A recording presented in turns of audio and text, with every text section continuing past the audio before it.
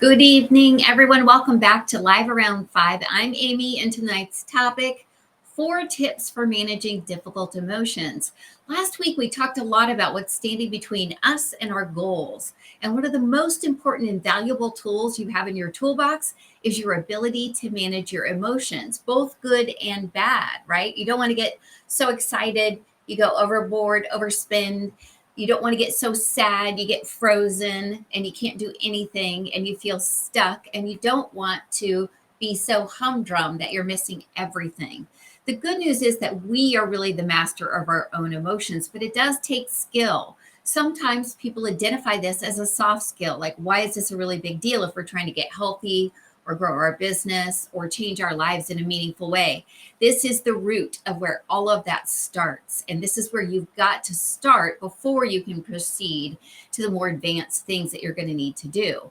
And the reason for that is because when your emotions are out of control, you are out of control. But there are really simple things that are quite difficult to enact, if that makes sense. Sometimes the most obvious and the most simple thing can be the most challenging, right? Like when we're thinking about our food and our diets and our health, eat less, move more. Well, that's so simple, but it's not easy, is it? So, the first thing I'm going to challenge you to do if you're working to get control of your emotions is to practice mindfulness. This isn't something that you can do on the spot. I'm having a really bad day. I'm going to try to practice mindfulness now. This is something you need to do consistently. 5 minutes a day is plenty. If you do something like transcendental meditation, that's going to take a little bit longer. But any level of mindfulness, that is something that is a consistent practice in your day that brings you back to yourself, back to your focus, and allows you to kind of block out the rest of the world, will be wildly meaningful. Because what that means is when the waves come and try to knock you down, you can recenter yourself so quickly. Or when the excitement comes, I don't know if you've ever been in a situation like a multi-million dollar opportunity or meeting someone extremely famous or a date with somebody that you've had a crush on forever, something highly charged emotionally. Even though those are all hypothetically good things, your emotions can make you a doofus, right? Like, you don't want to blow that big $1 million meeting. You don't want to blow that date, right? But if you can be your true self, which is really what practicing mindfulness is, it's just bringing you back to yourself. You're going to show up as your best self in the best and the worst of situations. The second is journaling. Journaling has been scientifically proven to be productive in helping you manage your emotions. And all it means is that you're literally free writing. It can mean whatever you want it to mean. For me, what it means every day is that I practice by journaling in a gratitude journal. I write 10 things that I know to be true that are future goals. I write 5 things that I'm grateful for the day. And I do that every single day. I've done that for years, and it's really changed me quite a bit because it's allowed me every single day. Remember how we talk about having something good to look forward to? Well, it allows me to do that proactively because I've got to fill out my journal. So I'm looking for those 5 things. And often it's the smallest thing that means the most.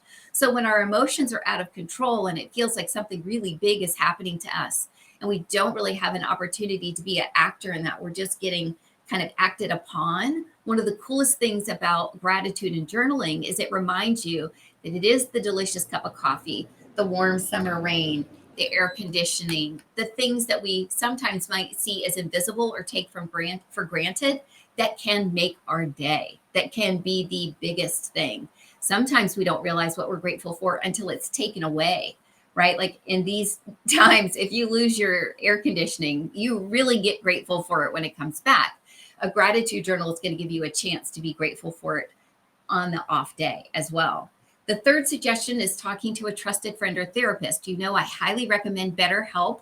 My therapist with BetterHelp has been able to really help me through a lot of difficult times that I've had and am having.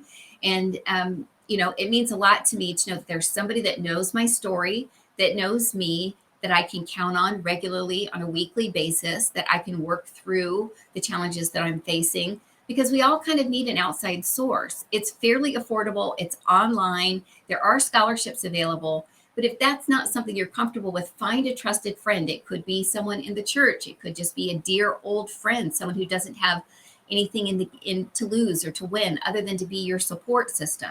But the key is to talk to somebody outside of yourself. So often our shame hides in the shadow.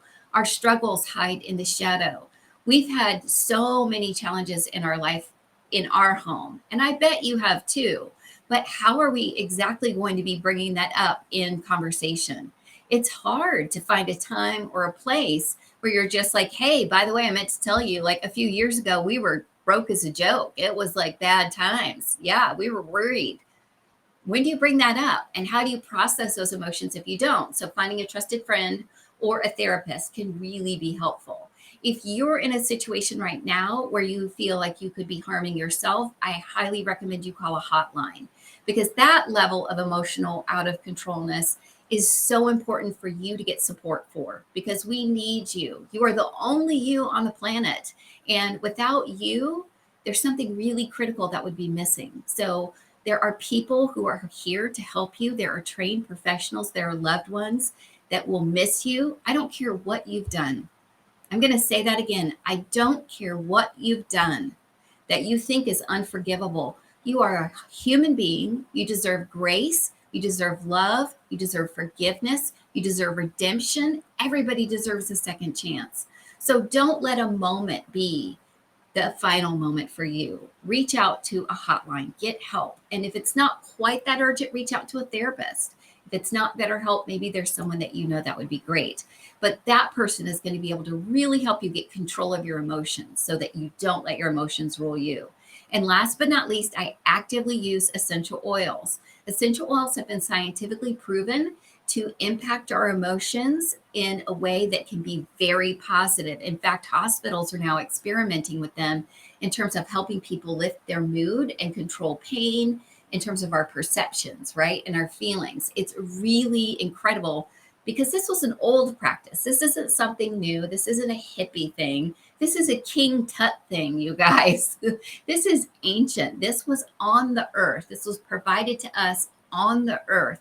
And these are simply the natural blood of the plant that is being used as we would use, plants to eat or animals to eat. It is the same exact thing. It's just a tool that we've been given that we can use. I use essential oils regularly for sleep, for pain, for bravery, for focus, for shame, for grief.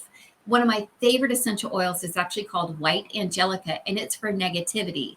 Do you know how I use it the most often now?